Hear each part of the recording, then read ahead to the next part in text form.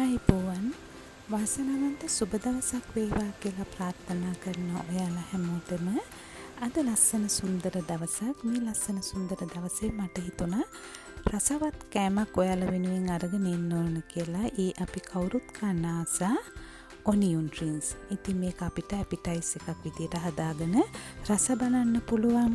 හරිම රසවත් කෑමක් තමයි ඔනියන් රින්ග්ස්. ඉතින් මේ ඔනියන් රින්ග්ස් හදාගන්න ගොඩාක් දේවල් අවශ්‍ය වෙන්නේ නෑ. අපි බලමු මේක හදාගන්න විදිහ.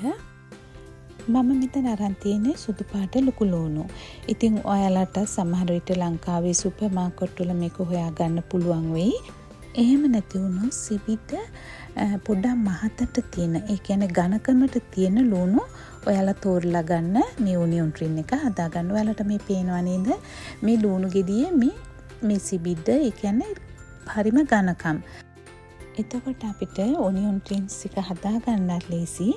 අපි මේක බෙදලා කනකොට අර ලුණු කෑලි චරස් කාලා හැපිලා කන්න පුළුවන්. මේ විදියට ටිකක් ඝනකමට තියෙන ලුණු තෝරලා ගත්තාම. ඉතින් මේ විදියට මගේ ලුණු ටික මම ඔක්කොම කපා ගත්තා. මම මේ ඔනියන් රින්ග්ස් හදද්දී එකපාරම ගොඩක් හදා ගන්නවා.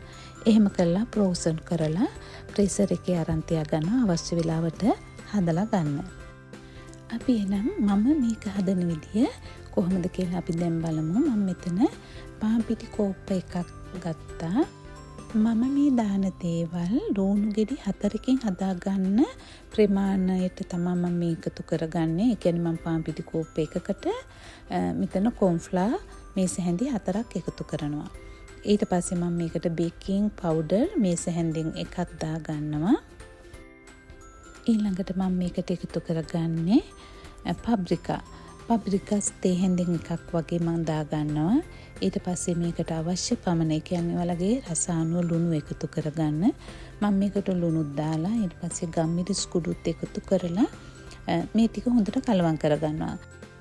මේ dry ingredients ටික හොඳට කලවම් වුණාට පස්සේ මම මේකට හොඳට ගසලා ගත්ත බිත්තර දෙකක්, සම්පූර්ණ බිත්තර දෙකක් මේකට එකතු කරනවා. ඊළඟට මම මේකට ෆ්‍රෙෂ් මිල්ක් කෝප්ප එකක් එකතු කරගන්නවා. දැන් මේ හැමදේම ඔයාලට මේ පේන විදියට හොඳට මික්ස් කරගන්න ඕනේ. ඔයාලගේ මේ මිශ්‍රණය ටිකක් ඔයාලට දැනෙනවා නම් දියාර ගතිය වැඩි කියලා, තව ඔයාලට මේකට එහෙම වුණාම පාන් පිටි චුට්ටක් එකතු කරලා අදම හදාගන්න ටිකක් ඝනකමට තියෙන විදිහට.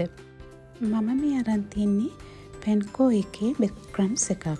ඔයාලට පුළුවන් නම් මේ જાතියෙන් හොයාගන්න. මොකද මේ පැන්කෝ බ්‍රෙඩ් ක්‍රම්ස් එක අනිත් බ්‍රෙඩ් ක්‍රම්ස් වලට වඩා අර ක්‍රන්චි ගතියෙන් වැඩි. ඒ වගේම රසයනුත් ඉතින් වැඩි. හරි, දැන් අපි බලමු අපේ මේ රසවත් ඔනියන් රින්ග්ස් ටික හදාගන්න විදිය. ඔයාලා දැක්කනේ මම ඔනියන් රින්ග්ස් එකක් ගත්තා. ඊට පස්සේ අපි හදාගත්ත අර මිශ්‍රණය ඔබලා අරන් මේ බ්‍රෙඩ් ක්‍රම්ස් වල දවටලා, ඉතින් අපි මේ ලස්සනට මෙන්න මේ විදියට ඔනියන් රින්ග්ස් එක හදා ගන්නවා.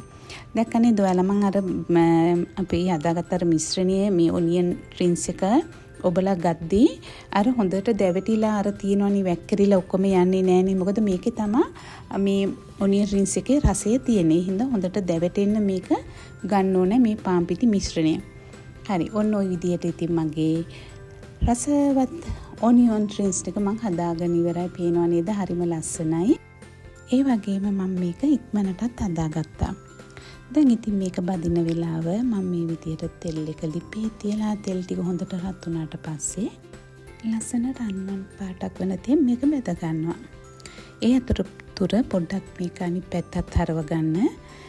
මෙන්න මේ පේන විදිහට. ඉතින් ඔයාලට පුළුවන් මේක ඉක්මනට හදාගෙන ඉක්මනට රස බලන්න.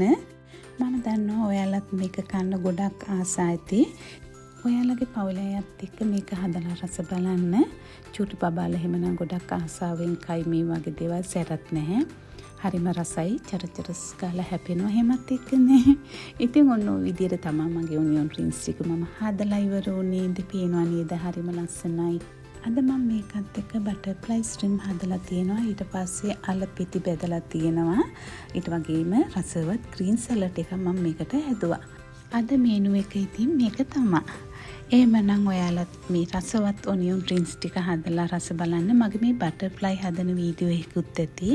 ඒකත් එහෙමනම් බලන්න කියලා මම ඔයාලට ආරාධනා කරනවා. ඒ වගේම මගේ මේ වීඩියෝ එකට ඔයාලා කැමති නම් ලයික් කරන්න. ඔයාලගේ ආදරණීයන් අතරේ බලන්න ෂෙයා කරන්න. අපි ආයෙත් මේ වගේම රසවත් කෑමක් හදන වීඩියෝ එකකින් හමු වෙමු. වීඩියෝ එක නරඹ ඔයාලට බොහොම ස්තුතියි.